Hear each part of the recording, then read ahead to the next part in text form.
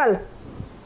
हाँ, श्लोक नंबर 287, 287, श्लोक नंबर 287, पेज नंबर 79। अब हम आज पढ़ेंगे निद्राया लोक वार्तायाः शब्दादेरपि विस्मृते क्वचिन्नावसरं दत्त्वा चिंतयात्मानमात्मनि। क्या बढ़िया बात है। कहते हैं कि पहले इन्होंने बताया ना, क्या बताया कि स्वाध्यासापनयं कुरु, अपने अध्यास को दूर करो। और अपने अध्यास को कैसे दूर करो? खूब ब्रह्म चिंतन, खूब मैंने शरीर में नहीं हूँ, शरीर से भिन्न जो चेतन आत्मा है वो चेतन आत्मा मैं हूँ, ऐसा चिंतन करो।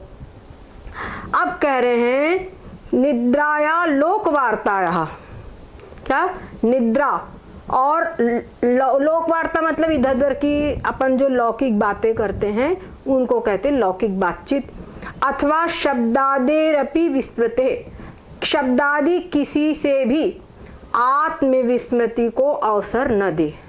मतलब तुम इतना चिंतन करो आत्मा का कि कभी तुम्हारी नींद आ गई इसलिए चिंतन छूट गया, या इधर उधर की बातचीत कर रहे हो और चिंतन छूट गया, या इधर उधर की कोई भी मतलब ऐसा कारण ना बनने पाए जिसके कारण तुम्हारा चिंतन छूट जाए। इसके अंदर में इसका अभिप्राय दो प्रकार से है।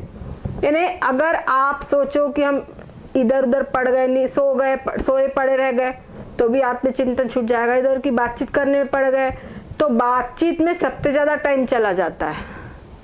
सो गया सो खो गया। लेकिन सो जाने पर एक बात बोले, सो गया व्यक्ति तो उसकी जब उठेगा तो नींद अगर पूरी हो गई, फ्रेश हो गया तो सोने के बाद में उसकी नींद पूरी हो जाएगी, ठीक है। और जब जगेगा तो वो अपना चिंतन कर सकता है। सोया वही समय उसका खटा, समझ गए? जो सोया है जितनी देर वही समय उसका कटा। अब वो विवेक पूर्वक काम करे, ऐसा नहीं कि सोकर उठे और फिर अरे मैं तो सो गया, ऐसा करा तो ये बेवकूफ़ी हो जाएगी, ये मूर्खता हो जाएगी।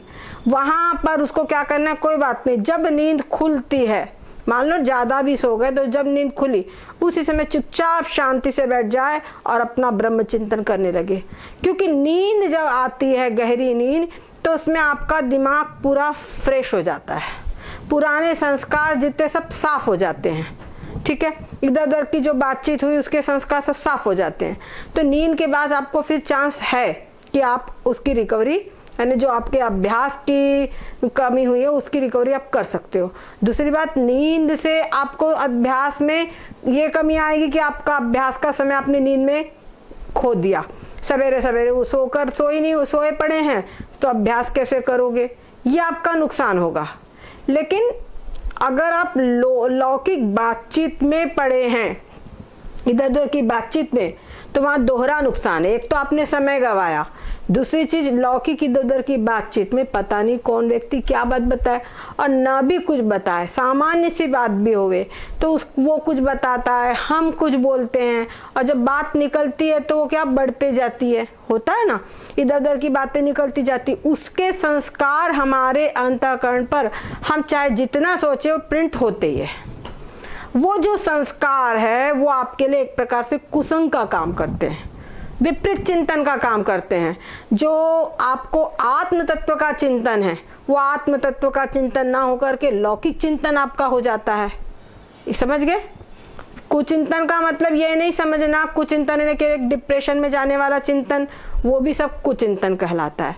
परंतु यहाँ पर कुचिंतन का मतलब चेतन भिन्न अनात्म सब, चेतन आत्मा के चिंतन के अतिरिक्त जो कुछ भी चिंतन है सब कुचिंतन है। समझ गए? इसलिए कुछ गृहस्थी की कुछ बहुत आवश्यक बातें हैं, फिर वो जिम्मेदारी है, कर्तव्य है, उसको छोड़ करके लोक वार्ता में जरा भी निरत न हुए, इधर उधर की बातचीत में जरा भी अपने समय को न गवावे।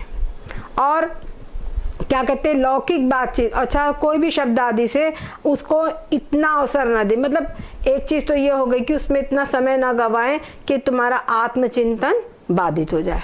दूसरी चीज ये होती है कि अगर आप सो रहे हैं तो नींद में भी, नींद के अंदर में भी आपका आत्मचिंतन चले, इसके लिए आपको कुछ प्रयास करना चाहिए। नहीं कि गया वो हो गया तो इसके कारण स्वरूपानुसंधान नहीं हुआ, आत्मविस्मृति हो गई, ऐसा न होने पाए। उसके लिए जब आप सोने लगे तो सोते समय भी आत्मचिंतन करके सोइए। जब आप आत्मचिंतन करके सोएंगे मतलब उसी वृत्ति में सो जाए, समझ गए ना, उसी वृत्ति में अगर आप सो जाएंगे तो जब उठेंगे आप तो उठने के बाद में अपने आप आपकी वृत्ति अंतर्मुख रहेगी, ब्रह्माकार रहेगी। समझ गए? आपकी वृत्ति अंतर्मुख रहेगी, ब्रह्माकार रहेगी। और ये आपकी जो नींद है ये योग निद्रा हो जाएगी। समझ गए? ये आपकी जो निद्रा है ये योग निद्रा कहलाएगी। ये निद्रा आपको समाधि वाला ही लाभ देगी। ठीक है। और दूसरी बात, इधर उधर चीज जब बातचीत कर रहे हैं तो बातचीत करते समय भी आपका जो चित्त है वो अपने स्वरूप में रहे। दूसरा जो बता रहे हैं हम, तो अपने स्वरूप के अंदर में ही स्थित रहे आपका चित्त। चित्त की जो वृत्ति है वो ब्रह्माकार ही रहे। समझ रहे ना? अच्छा, तो ये सब चित्त ऐसा करने से क्या होगा? क्वचिन्नावसरं दत्त्वा चिंत्यात्मानं आत्मनि। तो इसको स्वरूपानुसंधान के लिए मन को स्वरूपानुसंधान भूलने का जरा भी अवसर न दे, इतना अलर्ट रहे। परीक्षा के दिनों में आप माता पिता बच्चों के पीछे पड़े रहते हैं, अच्छे से पढ़ाई करें, जरा भी न चुके, पूरा अलर्ट रहते हैं, तब बच्चा पढ़ता है।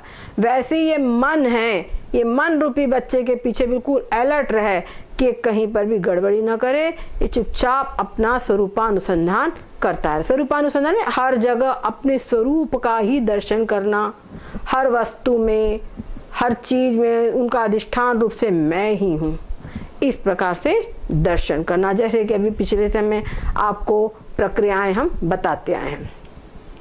एक चीज हम भूल गए, आज ये भैया ब्रह्म सिंह जी का एक प्रश्न था, उसका हमने सोचे थे सबसे पहले उत्तर देंगे। पर का प्रश्न है कि मैंने ये समझा है कि ब्रह्म की शक्ति प्रकृति, यानी ब्रह्म की जो शक्ति है वो प्रकृति है। शुद्ध ब्रह्म के संकल्प से अविद्या, तमः प्रधान प्रकृति और माया इन तीन भागों में विभक्त होती है। ठीक है, ये सबने समझा है। ठीक है। फिर उसके बाद में बताया गया कि शुद्ध चेतन ब्रह्म कुछ नहीं करता, केवल सबको सत्ता देता है और कार्य करने की शक्ति प्रदान करता है, और जो कुछ भी कार्य होता है वह सब उस सबको जानता भी है। फिर पढ़ा कि शुद्ध ब्रह्म वास्तव में अकर्ता है। तो इनका है कि गुरु माँ, मेरी शंका यह है कि सबको सत्ता देना, सबको कार्य करने की शक्ति प्रदान करना तथा संकल्प करना भी तो कर्म की श्रेणी में ही आते हैं। फिर शुद्ध ब्रह्म को अकर्ता क्यों कहते हैं? ये इनका प्रश्न है। हमको इस बात की खुशी है कि चिंतन किया जा रहा है, क्योंकि आप जब चिंतन करेंगे तो प्रश्न खड़े होंगे। क्या समझे? चिंतन आप करोगे तो प्रश्न खड़े होंगे, पक्की बात है।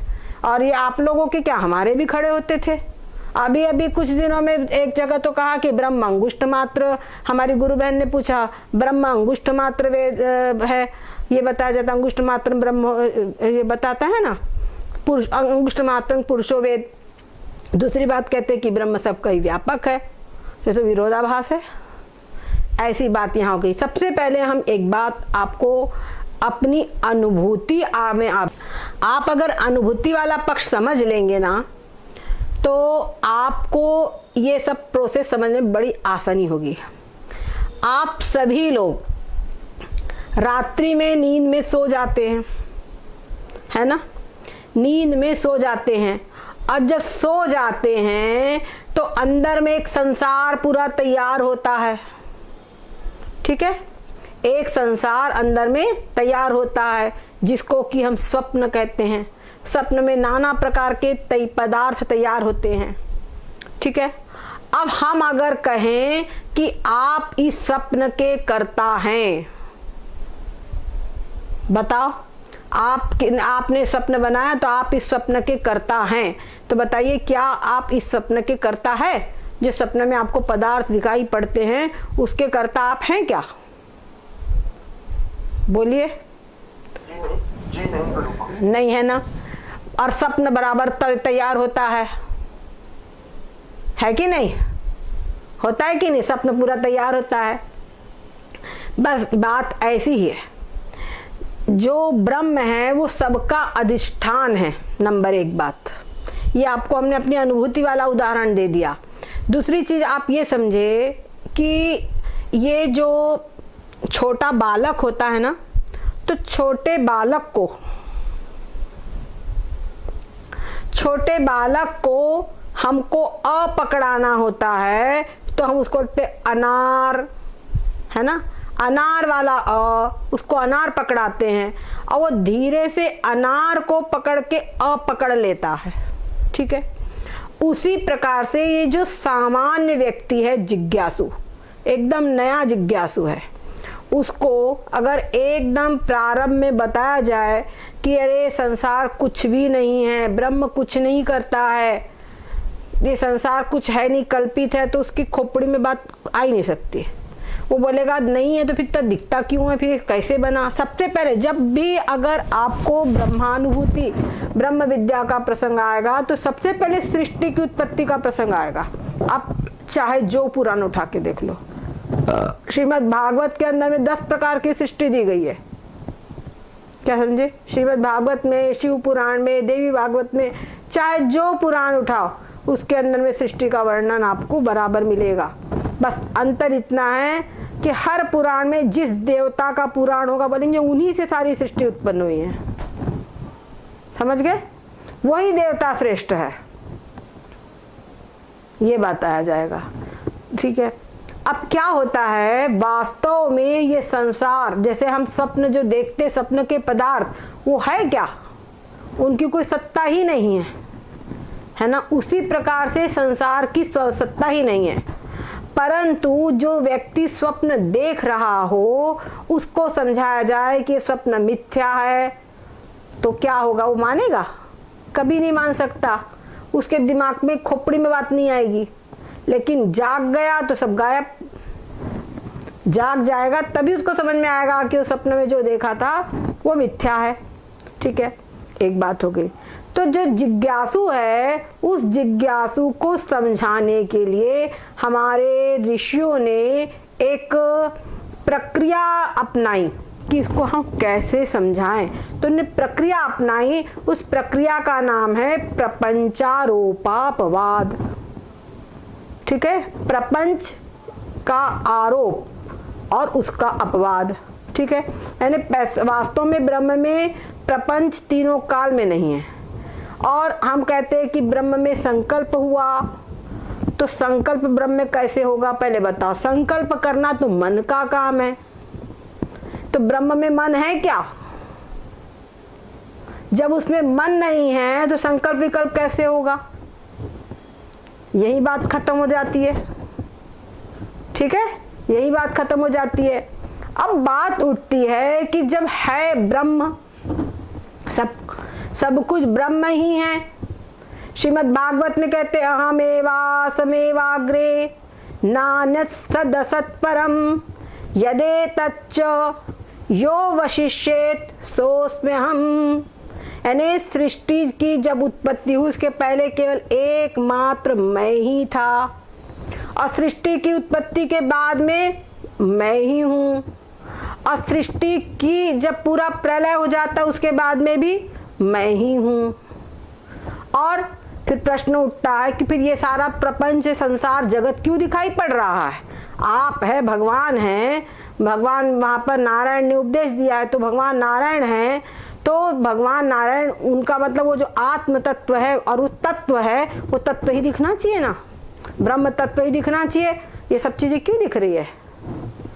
तो कहते हैं सो विद्यात आत्मनो माया, उसको तुम जानो। ये जो कुछ है, जैसे आपके घर के अंदर में अंधेरा हो जाए, लाइट गोल हो गई, अंधेरा हो गया, तो क्या होगा?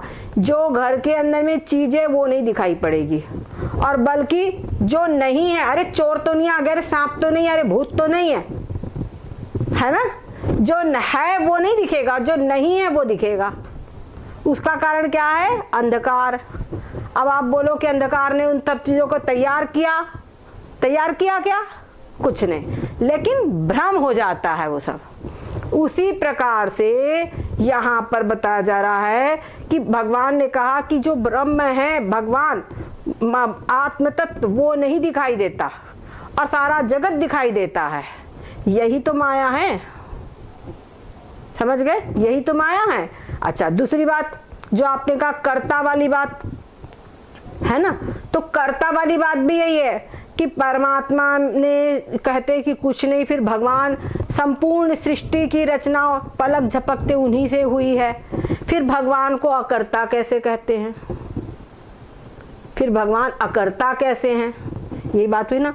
तो कहते हैं यही तो बात है कि वो सब कुछ करने के बावजूद भी अकर्ता है, यही उनकी भगवत्ता है। समझ गए? यही उनकी भगवत्ता है। और जो हमको दिखाई पड़ रहे हैं कर्ता रूप से, यही बस उनकी माया है कि कुछ भी नहीं करते लेकिन सारा का सारा प्रपंच तैयार है। यही उनकी माया शक्ति है, योग शक्ति है। ये समझ में आई बात? अब आप बताइए, जो आपने पूछा है उसका पूर्ण समाधान हुआ या नहीं? हो गया ना? हाँ।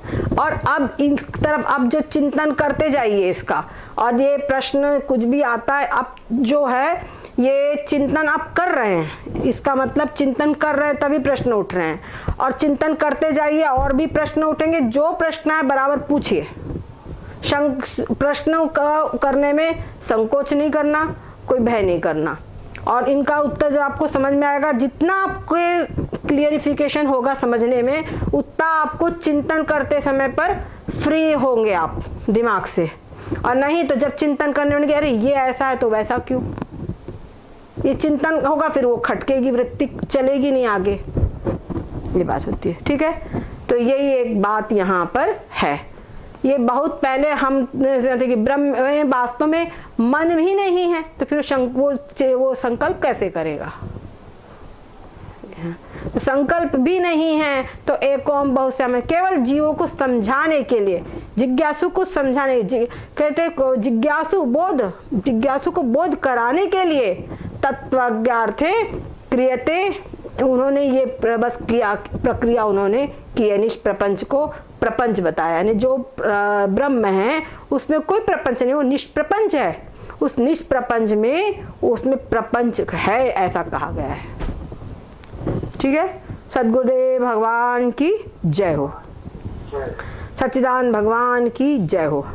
अब आगे का श्लोक देखिए, कहते हैं माता पित्रोर्मलोद्भूतम मल मांस मयं वपुः, माता पित्रोर्मलोद्भूतं मल मांस मयं वपुः, त्यक्त्वा चांडालवद्दूरं ब्रह्म भूय कृति भव।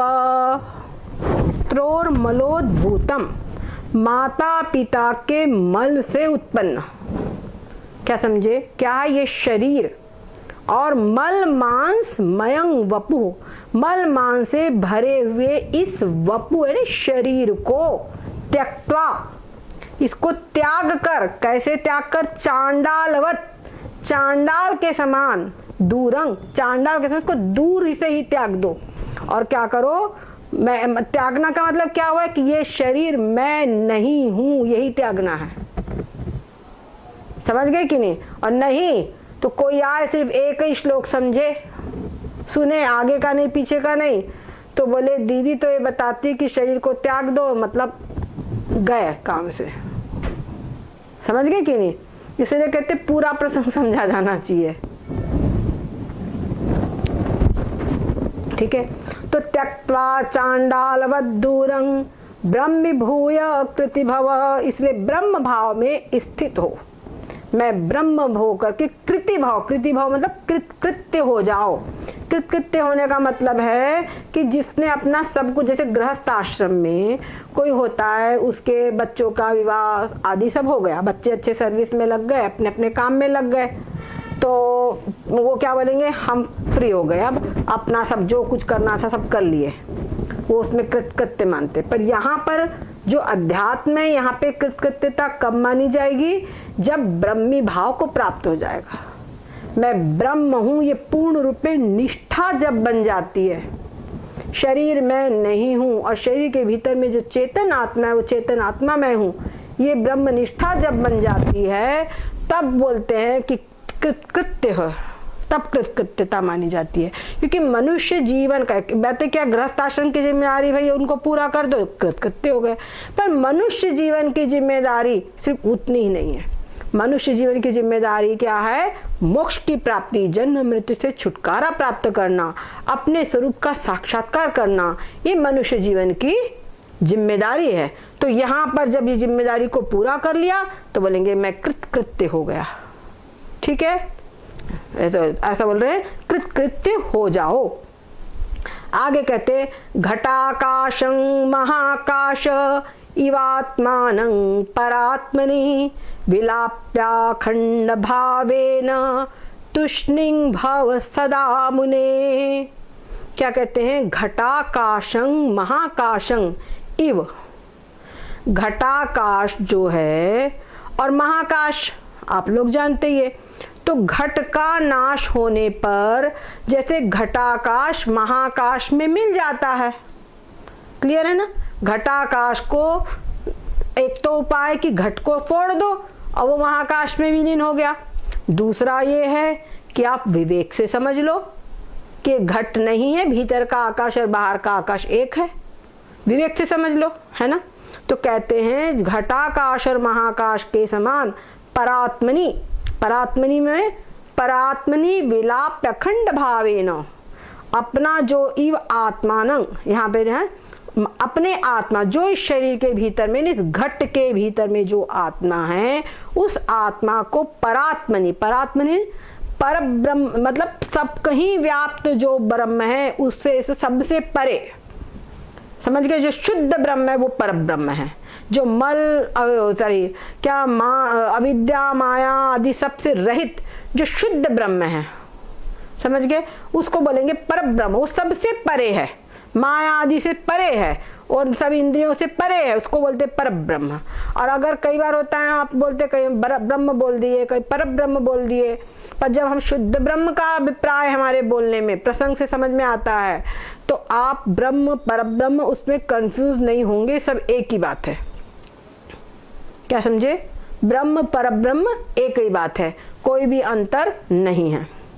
ठीक है, तो कहते हैं परब्रह्म परात्मनि मतलब अपने जो आत्मा है उसको परात्मनि परब्रह्म में विलीन करो, विलाप्य विलाप्य उसको विलीन करके अखंड भावेन। जैसे मैं आत्मा पूरा, ये तो खंड खंड हो गए, पर कहते हैं उसमें विलीन करके अखंड भाव से, अखंड मतलब मैं ब्रह्म हूं, इस प्रकार से एक अखंड वृत्ति बनती है कि नहीं बनती? दिमाग पूरा एक व्याप्य अखंड है, इस प्रकार की वृत्ति बनती है ना कि नहीं बनती? बोलिए। ये अखंड वृत्ति का अभ्यास करना है, ये व्यापक है, इसका अभ्यास करना है। आप एक क्षण के लिए भी करते हैं ना तो आपके अंतःकरण में एक संस्कार बन जाता है, समझ गए? ये संस्कार जो है हम क्या होता है, ये रोज रोज रोज जो हम चिंतन करेंगे, समझ गए? रोज रोज चिंतन करने से, और चिंतन इसी का करे, इधर उधर के कोई भी जो साइड के हमारे बहुत आवश्यक हमारी जिम्मेदारी है, तो वो गृहस्थाश्रम में हो चाहे कहीं भी हो तो वो तो रहेगी, क्योंकि जब तक शरीर है तो कुछ ना कुछ रहेगा ही। ये चक्कर में नहीं पड़ना कि पूरा छूटे, इस चक्कर में रहना ही नहीं, रहेगा ही रहेगा। तो क्या है कि जब ये शरीर मतलब पूरी जो हो गया तो पूरा मैंने अखंड मैं हूं, ओम अखंड, इस प्रकार से अखंड कार का चिंतन करे, अखंडाकार व्यापक की चिंतन करे, समझ गए? ये सारे हमने आप लोगों को आत्मा के विशेषण पढ़ाए हैं, वो आत्मा के विशेषण इतने आवश्यक है, जगह जगह आएंगे, उनका चिंतन किए बिना आप कहीं पर भी सफल नहीं हो पाएंगे। ब्रह्माकार वृत्ति के लिए। उन सबका नाम, उनका अर्थ आपको मालूम होना चाहिए। और अब आप लोग जो ये इतना आपको पढ़ चुके हैं ना, अब आप उनको देखो, उन चीजों को समझना, फिर से पढ़ना, फिर से सुनना, देखो आपको और अच्छे से खुलेगा, स्पष्टीकरण होगा। अब वो जो स्पष्टीकरण है वो आपकी चित्त की वृत्ति को खोलेगा। समझ गए ना? जैसे बच्चा अगर एक गणित उसने बना लिया किसी स्टाइल का, तो उस टाइप का दूसरा गणित बनाने में उसको कम कठिनाई होगी, तीसरा में बनाने और कम, धीरे धीरे उसमें एक्सपर्ट हो जाएगा, है ना? क्योंकि उसके अब गणित दिमाग से बनाना पड़ता है, कॉपी में लिखना पड़ता है, दिमाग से बनाना पड़ता है। मतलब उसके दिमाग की जो भी ग्रूव्स है खुल चुकी है, उसका दिमाग वहां पर बिल्कुल समझ में आ गया है, तो वो बराबर करने लगेगा। उसी प्रकार से हम चिंतन करें, तो चिंतन करने से भी जो मस्तिष्क है, ये जो चित्त की वृत्ति है, वो सब पूर्ण रूपेण उस तत्व को धीरे धीरे पकड़ने लगती है। समझ गए? इस तत्व को पकड़ने लगती है। और हम समझते हैं कि इतना खोल के आपको कोई बताएगा भी नहीं, पक्की बात है, इतना खोल के आपको कोई बताएगा भी नहीं। तो उसकी जो वृत्तियां है हमारी, वो उस चिंतन में फिर धीरे धीरे और जाने लगती है। समझ गए? जैसे पानी है, पानी अगर मान लो किसी पत्थर के ऊपर में रोज रोज ऐसे जा रहा है, तो क्या होता है, वहां पे वो निशान बना लेता है, तो उस निशान पर पानी बराबर बहने लगेगा, है ना? तो वैसे ही जो ब्रेन होता है ना हमारा, इस ब्रेन के अंदर में भी जो हम पढ़ते हैं, अभ्यास करते हैं, चिंतन करते हैं, तो उसके कारण वैसे ही कुछ बन जाती है, ग्रूव्स, नलियां कुछ बन जाती है, तो उसके ऊपर जो हम पढ़ते जाते वो बन जाती। तो नया जब उसको दोबारा पढ़ते हैं तो तुरंत ही वो चीज कैच हो जाती है हमको। समझ गए? वो चीज तुरंत कैच हो जाती, दिमाग पकड़ लेगा तुरंत, उसको इशारा करते ही पकड़ लेगा उसको। और वो जब उसको चीज को पकड़ लेगा तो बस ब्रह्माकार वृत्ति हो जाएगी। शुरू में आपको देखो कितना कम समझता था, और अब देखो, और आप शुरू के अंदर में अब फिर से विवेक चूड़ामणि को आप लोग अपने आप से पढ़िए। क्या समझे? अपने आप से पढ़िए आप लोग, तो आप देखोगे अब आपको ज्यादा समझने लगा है। ठीक है? और ये विवेक चूड़ामणि ग्रंथ वास्तव में ऐसा जो बढ़िया ग्रंथ है कि एक ग्रंथ अपने खुद के कल्याण के लिए काफी है, इतना बढ़िया ग्रंथ है ये। आगे कहते हैं तुष्णिंग भाव सदा मुने, मतलब यही है कि आप उसको तुष्णिंग, चुपचाप शांति से अखंड वृत्ति हो गई, तो अखंडाकार होकर के आपकी वाणी शांत। जब ये चिंतन में वृत्ति जाती है तो आप देखोगे कि अपने बोलने में भी अंतर आ जाता है। होता है ना, बोलने की इच्छा नहीं होगी आपको, आपकी वाणी धीमी हो जाएगी। ठीक है? तो इसलिए वो बोल रहे तुष्णिम भाव, चुपचाप बैठ जाओ बस। एक क्षण के लिए भी आपका मन शांत होता है तो एक क्षण भी आपको बहुत लाभ पहुंचाएंगे। और आप देखोगे मन एकदम शांत हो जाता है एक ही क्षण में, है ना? अब आगे कहते हैं स्वप्रकाशमधिष्ठानं स्वयं भूय सदात्मना ब्रह्मांडमपि पिंडांडं त्यज्यतां मलभांडवत्।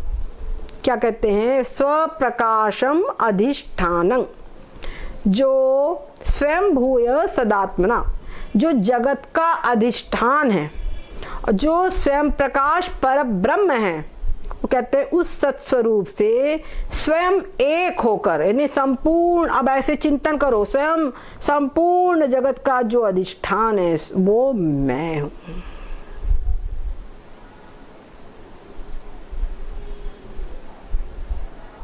स्वयं प्रकाश ब्रह्म है,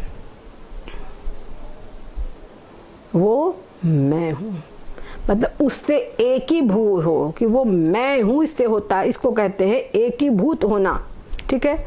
और सत्स्वरूप से स्वयं एक होकर पिंड और ब्रह्मांड, ये हो गया पिंड और ये ब्रह्मांड, ठीक है। ब्रह्मांड दोनों उपाधियों को, ये पिंड और ब्रह्मांड, ब्रह्मांड भी क्या उपाधि है, जैसे ये है, ये उपाधि से घट उपाधि है, वैसे अगर ये घड़ा इस कमरे में रखा है तो कमरा भी तो उपाधि है ना। बोलो, मेरा वीडियो बंद कैसे हो गया? कमरा भी तो उपाधि है, बोलो है कि नहीं है? तो जैसे घड़ा उपाधि है वैसे कमरा भी उपाधि है। उसी प्रकार से जैसे पिंड ये उपाधि है, वैसे जो ब्रह्मांड है वो भी उपाधि है। कहते दोनों उपाधियों को त्याग कर दो। तो दोनों उपाधियों को त्याग करके क्या हो, जैसे महाकाश उधर मिलता है वैसे यहाँ चिदाकाश, चेतन रूपी आकाश। ठीक है, तो चेतन रूपी आकाश जो है उसके साथ में एकता करो। और क्या कहते त्यज्यतांग, ये जो है, ये जो पिंड और ब्रह्म है, ये क्या है, इसको त्यज्यतांग, इसको त्यागो, इसको त्याग दो। कैसे? मल भांडवत, इसमें है क्या, मल ही तो है, शरीर के अंदर में क्या मल ही तो है। और ये शरीर ब्रह्मांड की इकाई है, पूरे ब्रह्मांड में सब देखो क्या मल ही तो है ना। तो कहते मल भांडवत, मल का जो पात्र होता है वही, उसको हम कभी रखते हैं क्या संभाल के? नहीं रखते। वैसे इसको पूरे को त्याग दो। त्याग दो मतलब इसकी उपाधियों का निराश कर दो। उपाधियों का निराश करना, उनका बाध करना ही, बस यहाँ बाध करना ही उसका त्याग करना है। आगे कहते हैं चिदात्मनि सदानंदे, चिदात्मनि सदानंदे देहारूढ़ामहं धियम्, चिदात्मनि सदानंदे देहारूढ़ाम अहम धियम्, निवेश्य लिंगमुत्सृज्य केवलो भव सर्वदा। कहते चिदात्मनि सदानंदे, चिदात्मनि ने चेतन आत्मा, और वो कैसी सद है और आनंद है, सच्चिदानंद रूप आत्मा में। हो गया, बोलो, चिद भी आ गया और आनंद भी हो गया, सत भी आ गया, तो कुल मिलकर सच्चिदानंद रूप आत्मा में देहारूढ़ा, जो देहारूढ़, अहम धियम, जो शरीर के अंदर में अहम बुद्धि व्याप्त है। और ये शरीर में अहम बुद्धि कब से चली आ रही है? अनादिकाल से। क्या आ रही है? अनादिकाल से चली आ रही है। तो जो अनादिकाल से अहम बुद्धि चली आ रही है शरीर में, इस अहम बुद्धि को, जो देह में आत्म बुद्धि है, उस अहम बुद्धि को सच्चिदानंद रूप आत्मा में, ठीक है, सच्चिदानंद रूप आत्मा में, जो एक नित्यानंद स्वरूप चिदात्मा में, कुल मिला के एक ही बात है, उस आत्मा में स्थित करके, उसमें स्थित करके क्या करे? निवेश, उसमें स्थित करके लिंगम उत्सृज, लिंग शरीर के अभिमान को भी छोड़ दो। जो लिंग शरीर है उसका भी त्याग कर दो, ठीक है ना, लिंग शरीर का भी त्याग कर दो। और केवलो भव सर्वदा, और केवल, केवल का मतलब जो अद्वितीय ब्रह्म है वही केवल है। केवल का मतलब अकेला, केवल, मात्र, ओनली। ओनली क्या है? आत्मा, सिर्फ आत्मा ही है।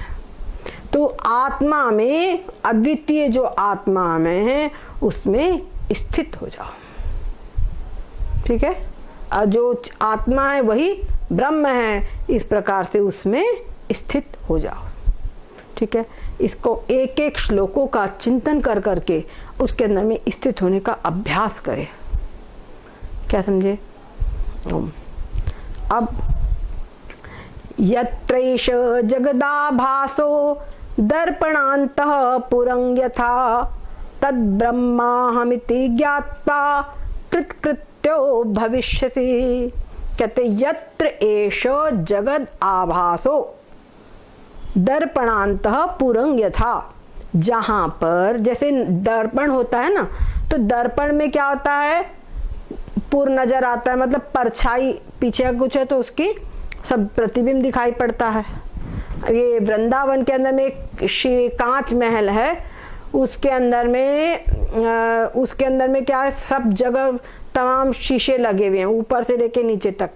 तो वहां पर उसमें आप जाओ, उसमें जब जाओ तो चारों तरफ तुमको अपनी अपनी हर चीज अपने खूब सारे दिखेगी प्रतिबिंब, ठीक है। और वहां पर एक और बात है, कोई शीशा में इसमें लंबा दिखता है, कोई में छोटा दिखता है, कोई में मोटा दिखता है, ये भी बात है। तो कहते हैं जैसे दर्पण के अंदर में पुर दिखाई पड़ता है, नगर दिखाई पड़ता है, हमको पूरा पीछे का भाग दिखाई पड़ता है, उसी प्रकार से वो, लेकिन वहां दर्पण में है क्या, दर्पण में दिखाई देता है जो कुछ भी हमारे पीछे है वो सब दिखाई पड़ता है दर्पण में, पूरा नगर दिखाई पड़ता है। तो वास्तव में दर्पण में नगर है क्या, नहीं है। जब भी दर्पण में नहीं है फिर भी आभासित होता है, दिखाई पड़ता है, प्रतीत होता है।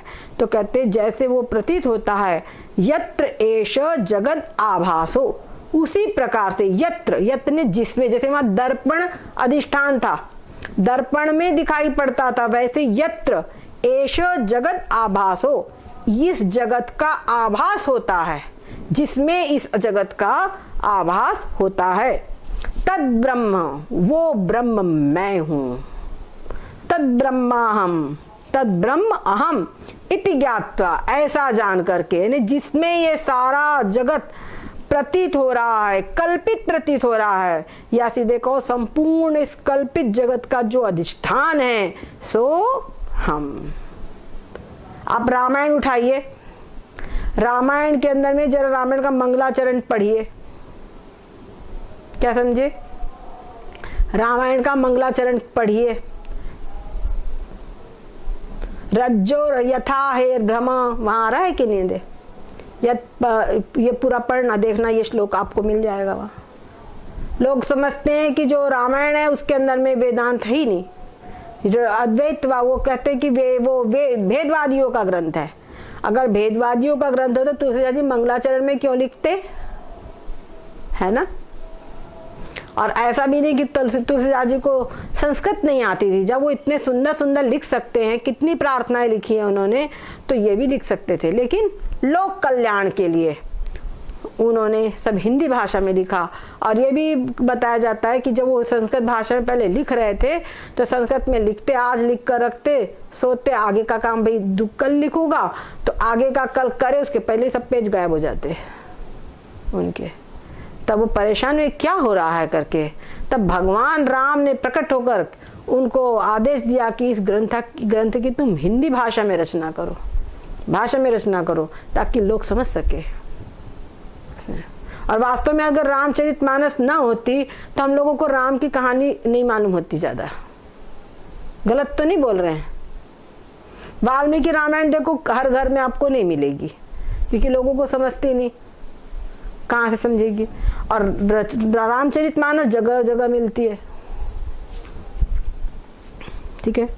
अब यहाँ पर हम विराम दे रहे हैं और आप लोगों को हम ये संकेत कर रहे हैं कि खूब इसका, अरे एक ही सूत्र क्या,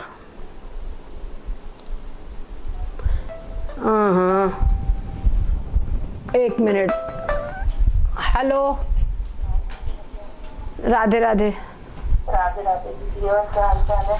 बस दीदी थोड़ा मेरी क्लास चल रही है, थोड़ा 10 मिनट बाद लगा लो। ओम।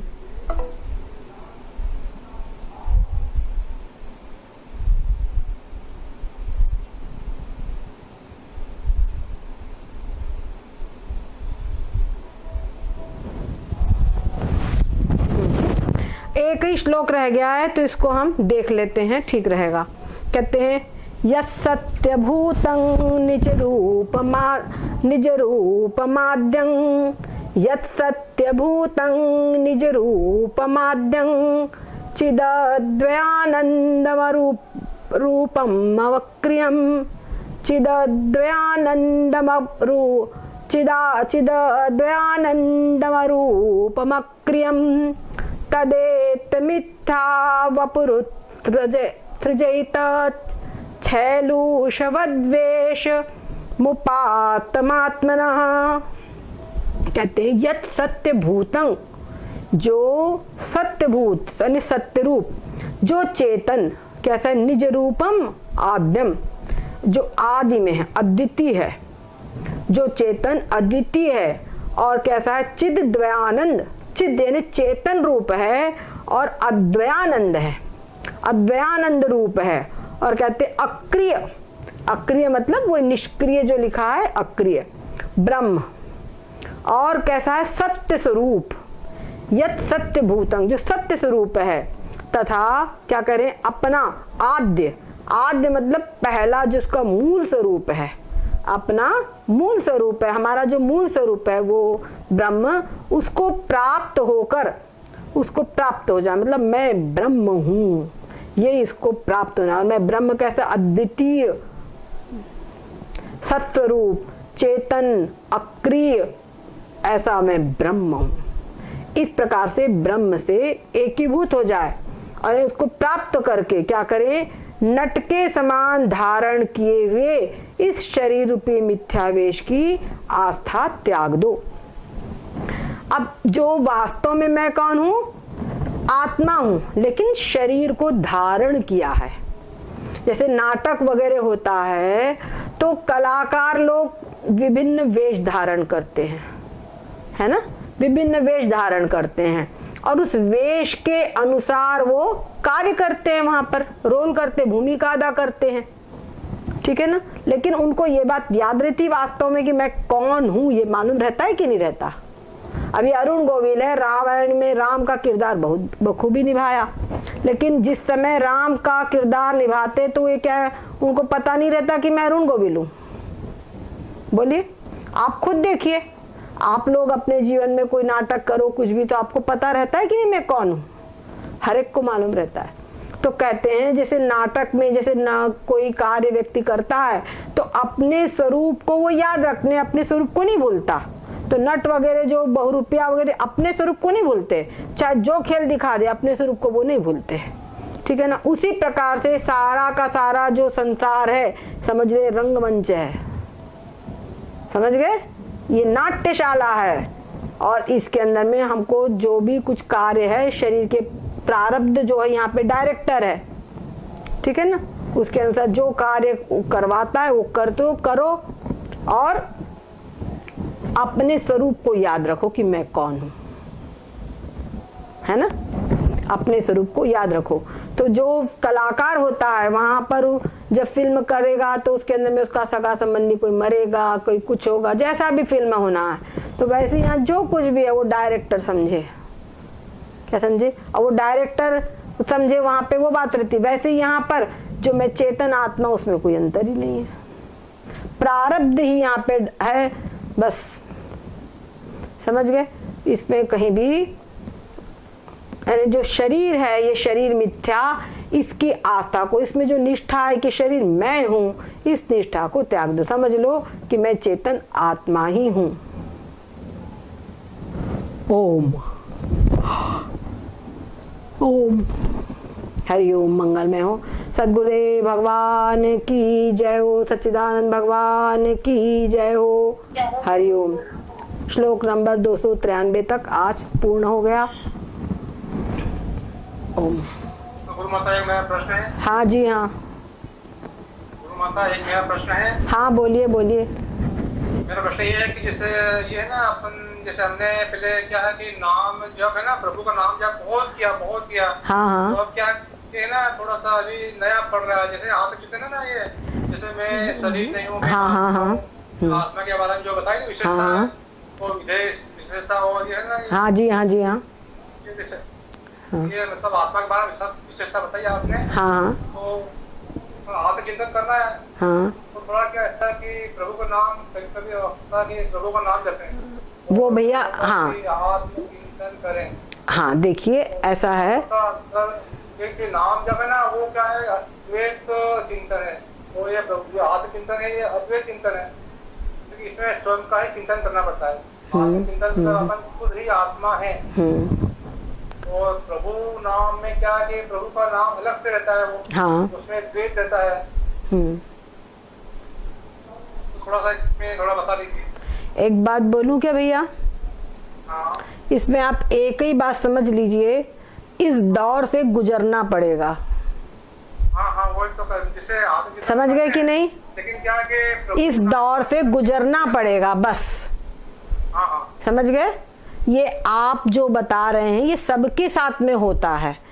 आई बात ना, जो हमने जैसे जब करते रहे हैं तो वो हमारी आदत बनी रहती है, तो ना चाहते हुए भी वो हमारे यहाँ पर आकर के हावी हो जाती है। धीरे धीरे धीरे सब ठीक हो जाएगा। आप इसी आत्मचिंतन को आगे बढ़ाइए, ठीक है? धीरे धीरे सब ठीक हो जाएगा। बस यही बात याद रखिए, इस दौर से गुजरना पड़ेगा। ठीक है? बस।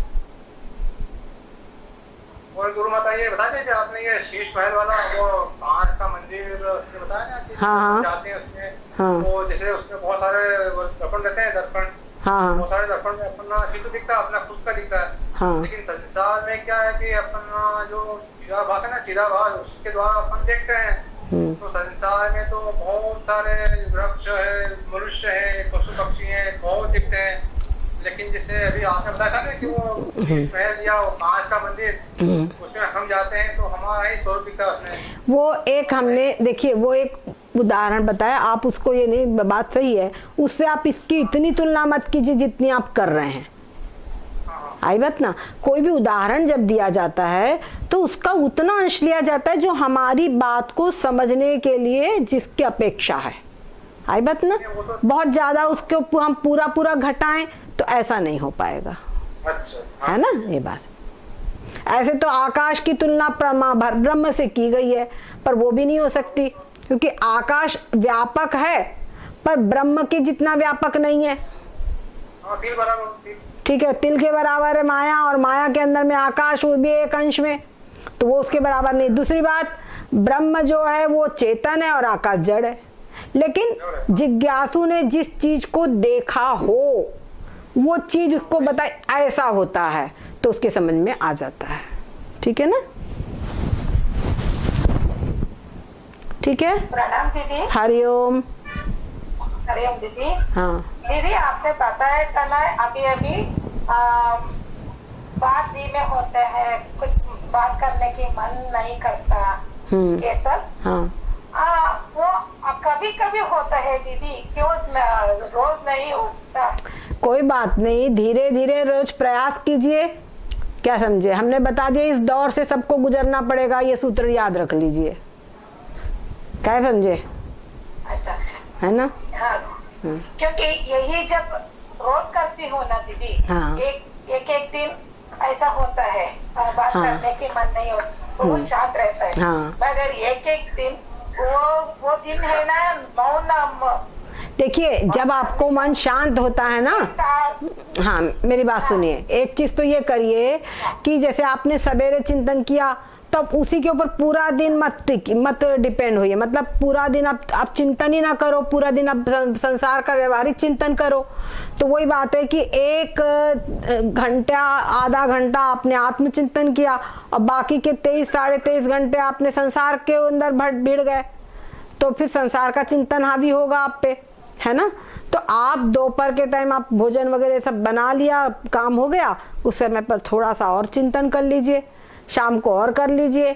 आपको बीच बीच में 5 मिनट का टाइम मिल गया, आपने घर में सब्जी छोक दी, कढ़ाई बंद है, अब इंतजार करना है, चाय बन रही है उसका इंतजार करना है। ऐसे क्षण आते हैं कि नहीं? बोलिए। तो उस समय पर एक चक्कर लगा लीजिए, एक चक्कर लगा लीजिए। मतलब जैसे तंबाकू खाते हैं ना लोग, क्या समझे, जो व्यसन करते तंबाकू वगैरह खाते हैं, वो लोग क्या करते हैं? ये किसकी आवाज है भाई? हाँ, जो तंबाकू खाते हैं वो लोग क्या करते हैं? तंबाकू खाने वाले, तुम्हारा काम हुआ, जरा सा मौका मिला, जरा सा बाजू में हटे और पट की और खा गए। होता है कि नहीं होता? लेकिन उनको क्या है कि हमारा नशा कम पड़ा ने खा लेना है। ऐसे ही हमको भी समझना, ओम अहम ब्रह्मास्मि, ये हमारा नशा उतरे ना। जहां हमको लगा है नशा हमारा कम हो रहा है, वहां जाकर के एक कश लगा ले, फट से। उनका वैसा है, हम अपना ओम अहम ब्रह्मास्मि, है ना? उनको साइड में हटने की जरूरत, आपको साइड में हटने की जरूरत नहीं है। इसको ये करना है हमको, तब आप सफल होंगे। और इसके लिए हमको खुद अलर्ट रहना पड़ेगा, इसमें कोई दूसरा नहीं कर पाएगा, है ना। हमारे मन की स्थिति डाउन हो रही है, हमको गुस्सा आने वाला है, चिड़चिड़ाहट होने वाली है, ये हमको पहले समझ में आने लगता है। और जब वो समझ में आए तब ही अपना काम कर लो, ठीक है ना। धीरे धीरे सब ठीक होगा। ओम हरि ओम, मंगल में ओम। अब समझ में आता है दीदी। हाँ। उसी क्षण मेरा मन की क्या हालत है वो समझ में आ रहा है।